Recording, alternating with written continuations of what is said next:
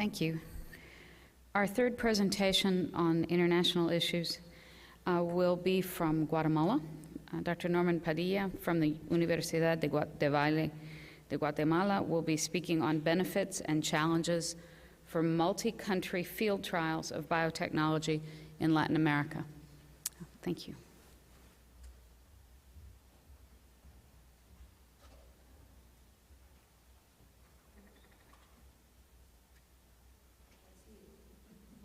Hi, good afternoon, and I would like to join the rest of the speakers in thanking you for the invitation and to letting us participate in this committee. With my presentation, I would like to highlight some of the benefits and challenges in conducting multi-country studies, considering those aspects that need to be developed in Latin America for the successful introduction of genetically modified mosquitoes or insects, and really to ensure public trust. I will be referring less to some of the experimental designs considerations that need to be considered, and I will not be referring particularly on the gene drive. I'm trying to find out how to.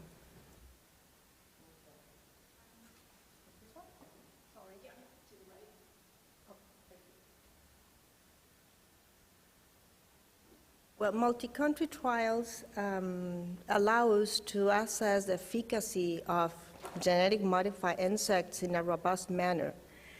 It includes a large number of participants in different geographic locations. It has the ability to compare results among countries, and it will allow us in the Latin American settings with low prevalence and incidence of diseases to measure health impact with entomological and epidemiological endpoints.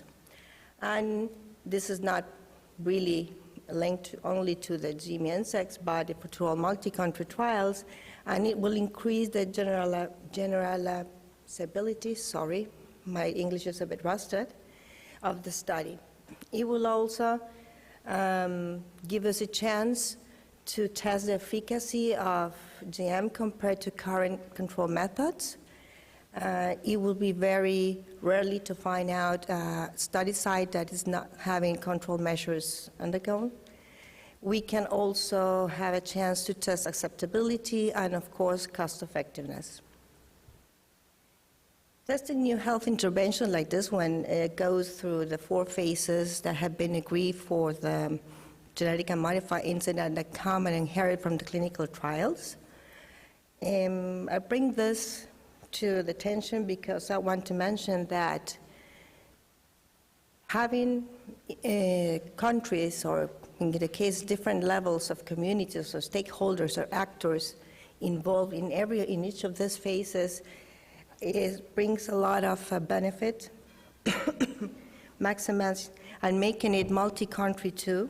It will maximize the potential of sites where we can test. We would have the chance to find out different transmission settings that will enrich results. And as I mentioned, it will give us the opportunity to involve at all levels the different actors that eventually will be the beneficiaries of these techniques. I'm not only referring at the community, but it will be the malaria programs, the biosafety teams, and different scientists in the region. For having a multi-country trial, we need to have a regional commitment. And we need to identify the common problem, and we have to find out added value to tackle it regionally. I wanted to show you this,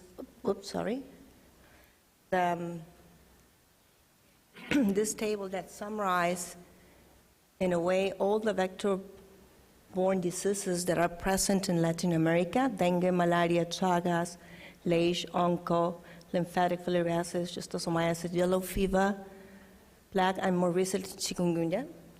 All of them have a presence in the majority, not in the majority of countries, but we can certainly see one regional common problem. That will be dengue. And eventually chikungunya will follow the same path of dengue probably. And I think that that's something that can be used to start a regional commitment for testing genetically modified insects, and in fact it has already been done. This type of trials are not anymore being done exclusively by scientists as we're used to. Because of the topic or what we are trying to test in this new intervention, we will have to have stakeholders from different disciplines. We will need to involve government, scientific civil society, probably biotechnology companies, and also local and other scientists from the rest of the world. And again, we have a common problem that can be eventually be tackled using genetically modified mosquitoes for dengue and malaria, which are the only ones that have been kind of doing research and available for use at the moment. And they can have a species that we can share in Latin America. That will be Aedes aegypti for dengue. For malaria, we have 10 probably vectors, and none of them has been subject of study in any group of transgenic mosquitoes.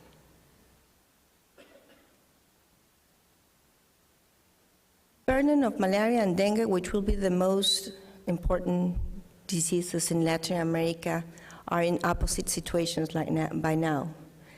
We can see that dengue, this is a graph of 2007, but the trend is just the same. It's increasing and increasing, and is distributed in all the continent, almost except Canada.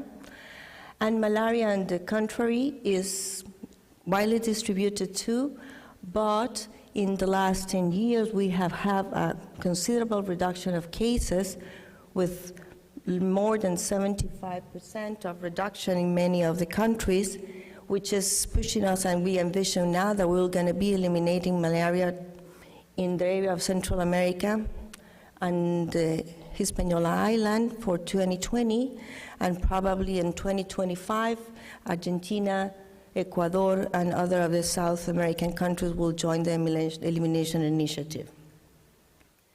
Even though we have opposite epidemiological sequences, we are aware of the benefits that the use of genetic modified mosquitoes or vectors can bring to this scenario. Just to remember that vector control activities that were in the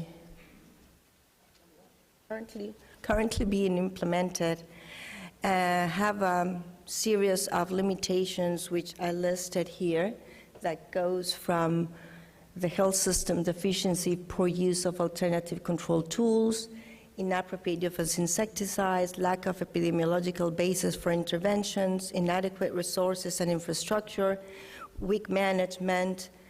We also have two other biological ones that include changing environmental conditions, behavioral characteristics of certain vectors, resistance to insecticides, which is not very generalized now in the continent, and a poor knowledge of the biology and ecology of the vector that has serious consequences on the development of strategies of methods for controlling anopheles and probably dengue Aedes too. On the other hand, we have genetic modified vectors that theoretically have the potential to be more sustainable, ideally one single application.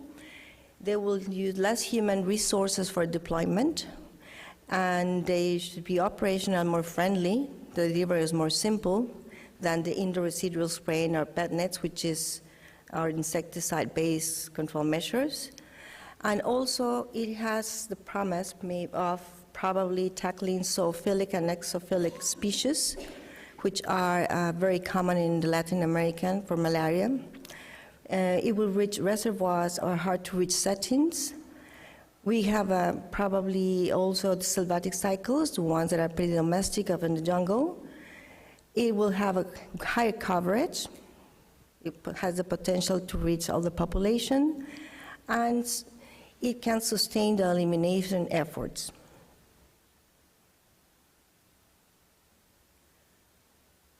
Bearing this in mind, I wanted to mention that in the region, by now we have had 4 trials of sterile insect techniques using self-limited technology. They were conducted in Mexico, Panama, Brazil, and the Cayman Islands. I'm sure you are all aware of them, and all of the controversies that have been going on around some of the aspects and the ethics of and regulations of the trials. So I will not talk about them. But what was encouraging, it was the 90% of reduction of the SHS population in Brazil, and that it is envisioned that it will prevent dengue. And this has encouraged the Brazilian government to become the first country worldwide to approve genetically modified insects. And this will open the possibility and will enthusiast other countries in the region probably, and that's what I believe it's important to start looking at multi-country trials so we can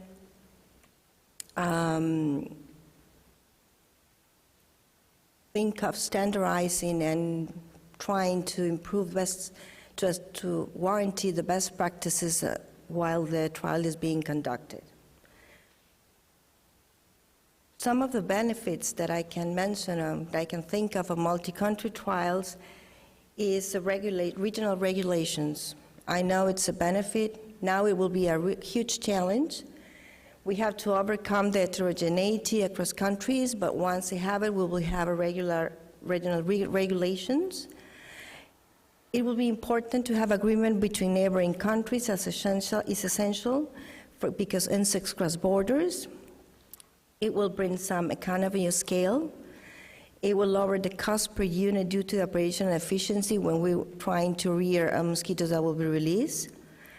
And genetically mosquito insects produced will have the same standards. We can also have quality standards across countries, and we can have a multinational risk assessment valid in all countries, and therefore we can accelerate the process of field translation from the lab.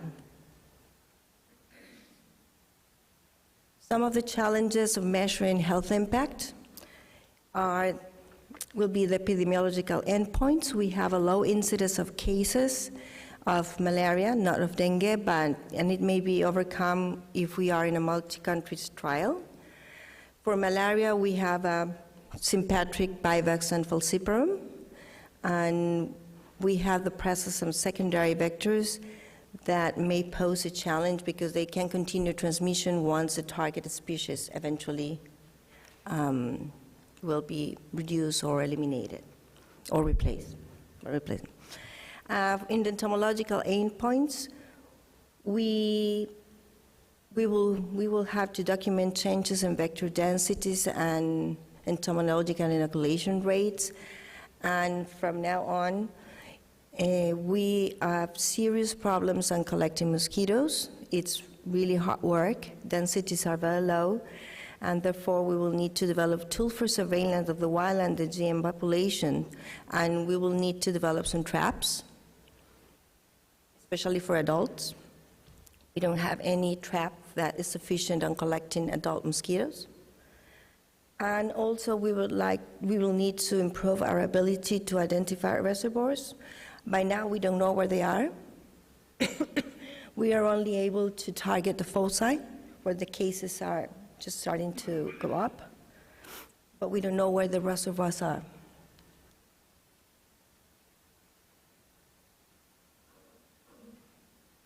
We will also have challenges for site selection. We have very limited knowledge for the biology, ecology of vector population of the majority of the vectors that transmit diseases in the region. There are very recently initiatives funded by NIH, 2 isomers in the Latin American country that are starting to gather information about anophelines, but the rest is with almost no information. We have no idea about dispersal patterns. We don't have efficient tools to estimate vector population size or densities. Absence of presence of mating barriers across release zones, we don't know them. And we will have to deal with other vector control measures that are present that will just pose some difficulties in the experimental design in order to find out the impact on health of the GM mosquitoes or the other vector control. Then there is some general challenges for acceptability, and they are probably easy to tackle later. One of them is really in relation to replacement of the current population. It is really hard for people to understand that they will have mosquitoes biting them again and again, and they will not, even though they will not have the parasite or the virus that will cause disease, they will still bite them. That's one of the main reasons why the initiative of paratransgenic of Rhamnosus prolixus in the region do not move on or progress. It was not accepted. And probably we will need to think of combining strategies. Other thing to consider is vector competence to other viruses or parasites, and the secondary vectors, as I mentioned before, that can continue transmission, and that will not, probably will not reduce it in the magnitude that we would like to.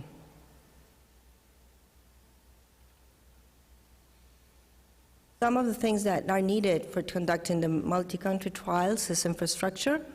I just mentioned quickly that in order to move on and have a multi-country, we need to have a network of collaborators. And by now there are 3 initiatives for eliminating ongoing. That will be malaria, onchocerciasis, and Chagas in the South Cone.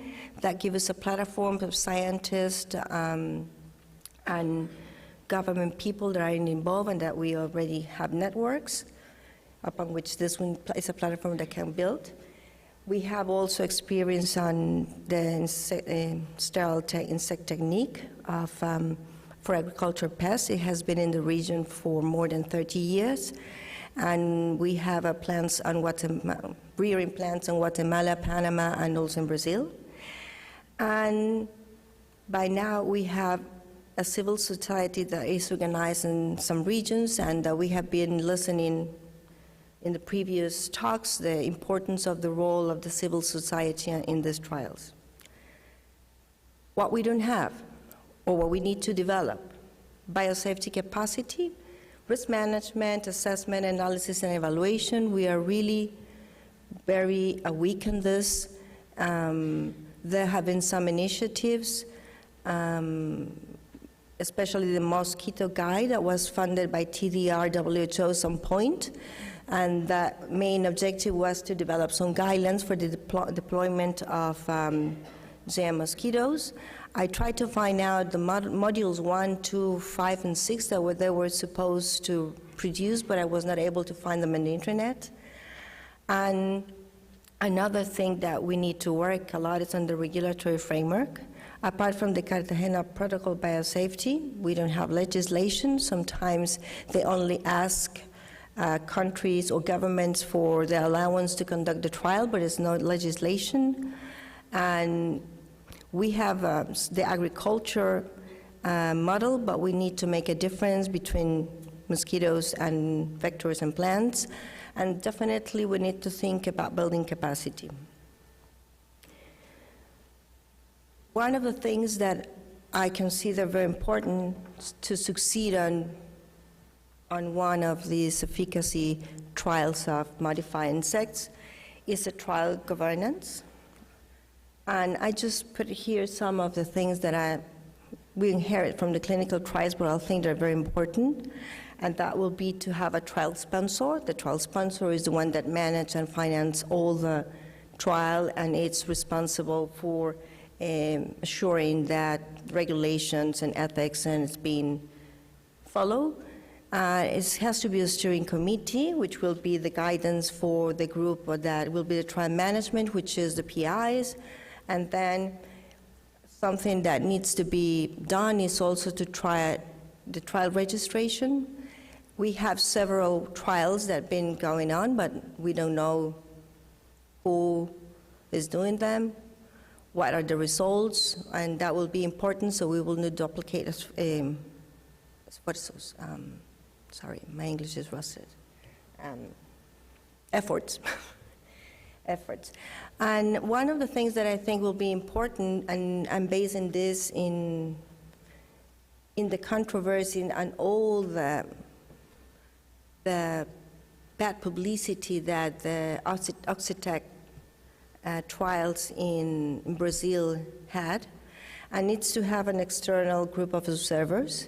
Those are the ones that will guarantee the transparency and best practices. And as mentioned before, it will be a panel of experts on the topic. It can be people from the malaria or vector control programs. We can join the Pan American Health Organization or some of the CDC people, all the institutions that are not directly involved in the trial, but that are working in the region, and that can guarantee the transparency and build the public trust.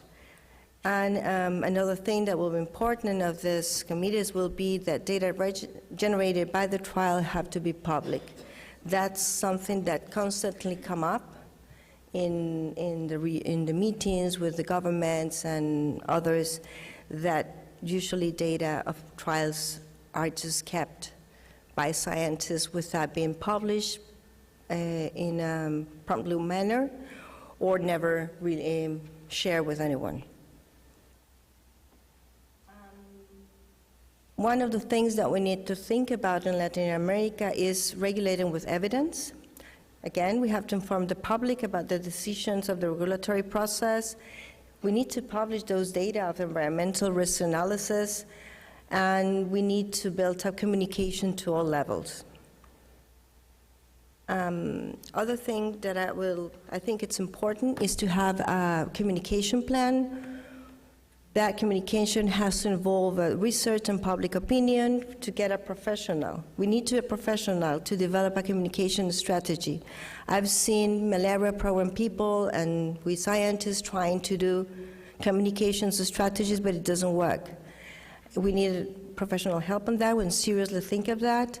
We need to transmit clear expectations of what the endpoints of the trials are being measured, and we continue requiring assessment and change of this communication strategy. One of the challenges that we will find on this is in the region that we have 522 indigenous groups, which that pose a challenge because each culture has its own perceptions of health and of the genetic modified mosquitoes. They have been exposed to genetic modified crops, so they in not a precisely positive way, so we need to work on changing that perception of mosquitoes.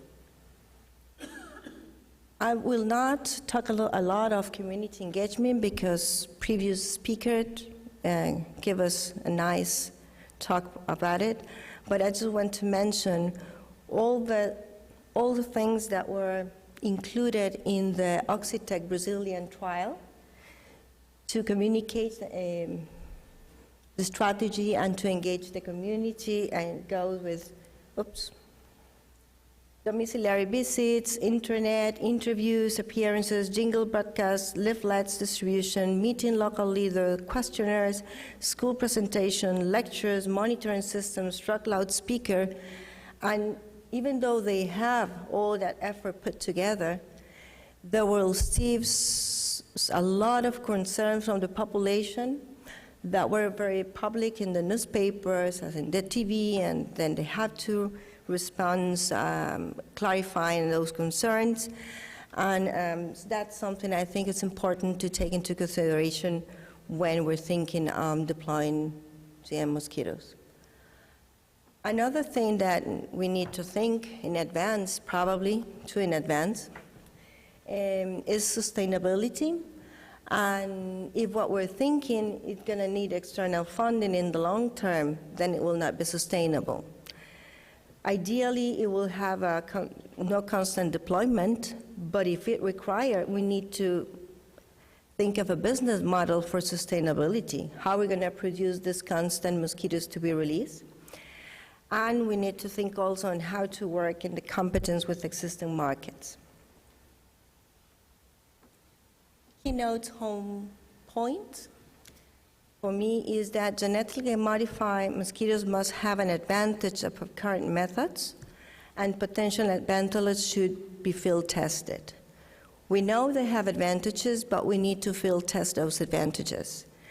We have to have evidence-based regulations and risk assessment published, and probably in Latin America for some of the diseases we will need to identify a precise niche in which GM will be applied.